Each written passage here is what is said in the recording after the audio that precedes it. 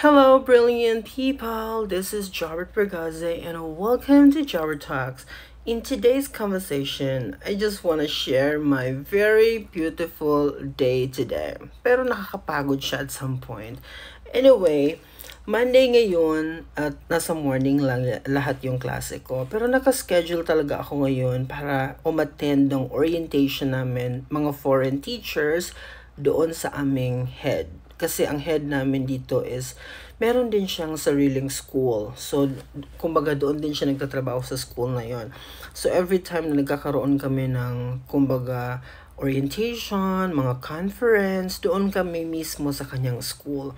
So, ngayon mga my dear, napagod tayo ng bonggang-bongga kasi alam niyo naman na hindi talaga ako lumalabas dito, hindi ako masyadong gumagala. Pag may mga ganitong event na magta-travel ako, galing sa school ko, papunta doon sa another area dito sa New Taipei, medyo nakakapagod na siya sa akin kasi grabe talaga yung lakaran dito mga te. Ang lalawak ng kanilang MRT station, tapos yung kanilang mga escalator dito, medyo hindi na ako sanay kasi kanina parang mahuhulog na ako kasi ang grabe talaga siya. Okay, anyway, I just wanna share to all of you na may mga bago na namang mga Filipino teachers ang nakapasok ngayon sa Taiwan. Nag-introduce kasi sila kanina. Tapos, lahat talaga ng bagong nakarating ngayon ay mga Filipino teachers. Grabe. Super proud ako kasi, wow, grabe, ang dami na naming mga Filipino talaga.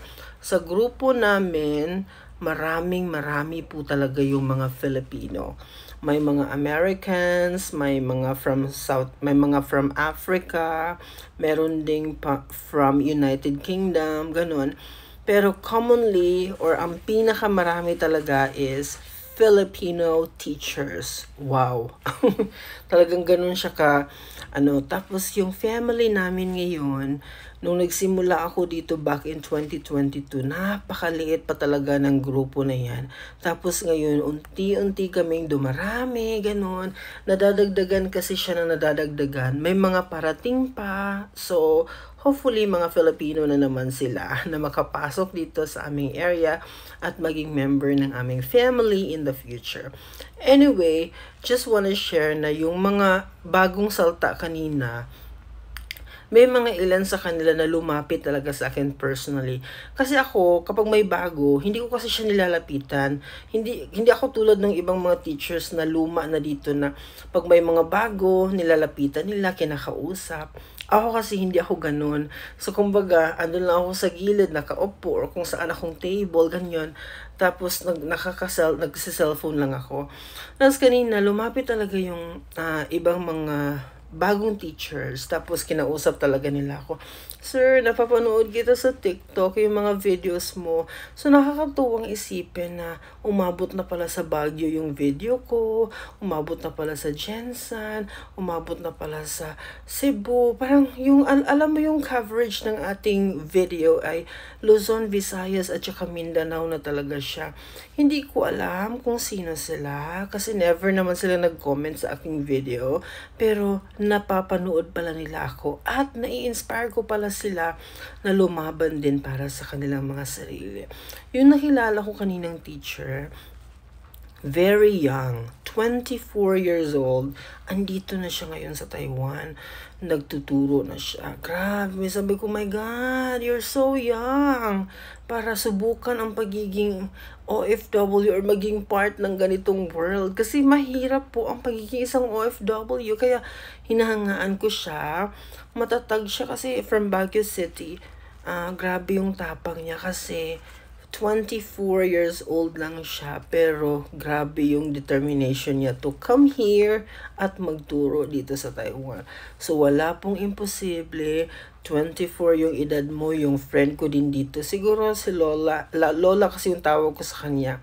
I think siya yung pinaka-oldest sa aming group. Nasa mga 50 plus na siguro si Lola or almost 50. I'm not sure, but yun ang parang age bracket na nafe-feel ko sa kanya.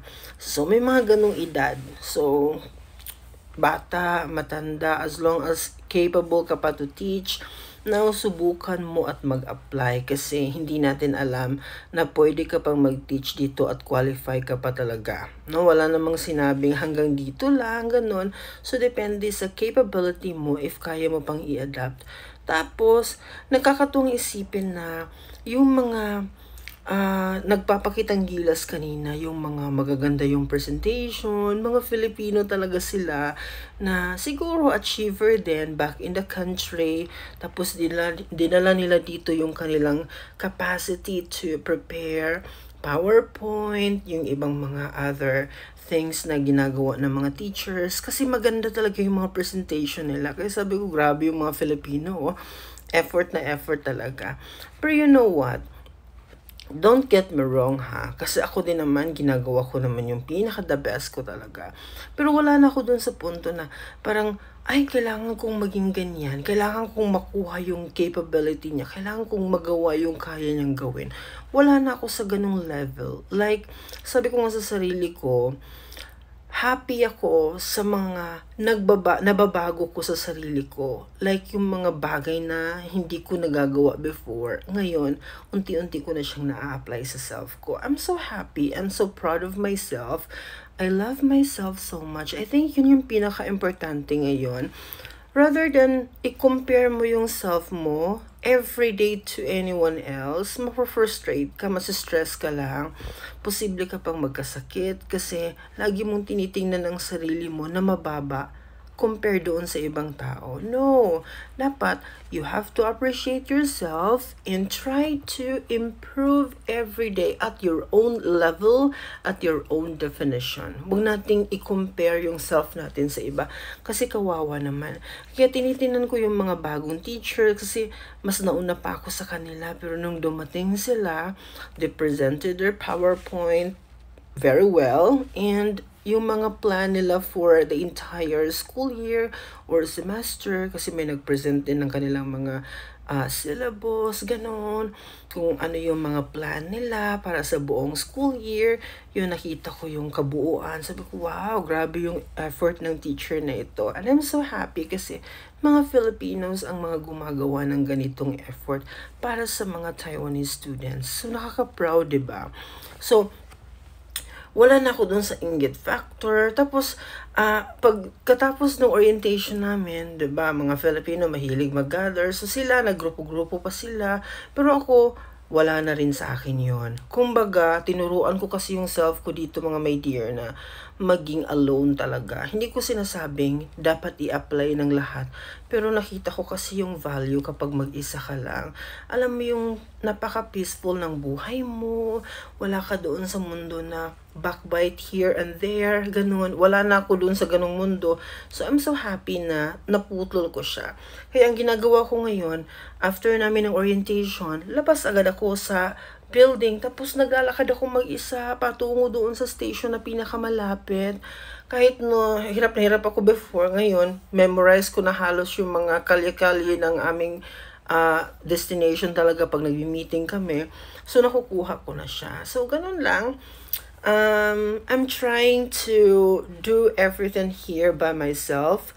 Kung hindi talaga kaya, that's the time ask ako ng tulong sa mga Filipino teachers. But if I can, if kaya ko namang i-search, if kaya ko namang i-ano sa Google Map kung saan ako pupunta, I will really do that one. Never na akong aasa pa sa iba kasi may mga negative impact din. Kung aasa ka sa mga Filipino teachers dito, aasa ka sa ibang tao, ganun, may mga negative impact din siya. So, yeah, sinishare ko lang sa inyo yung mga bagay na ina-apply ko ngayon. Hopefully, mapangatawanan natin at saka maipaglaban pa rin natin yung ating mga pangarap here in Taiwan. So, that would be all for today. Maikikwento pa ako sa inyo bukas. So, maraming salamat po. Hopefully, may matutunan kayo sa video ito at ma-inspire kayo to also come here in Taiwan and teach. Bye-bye!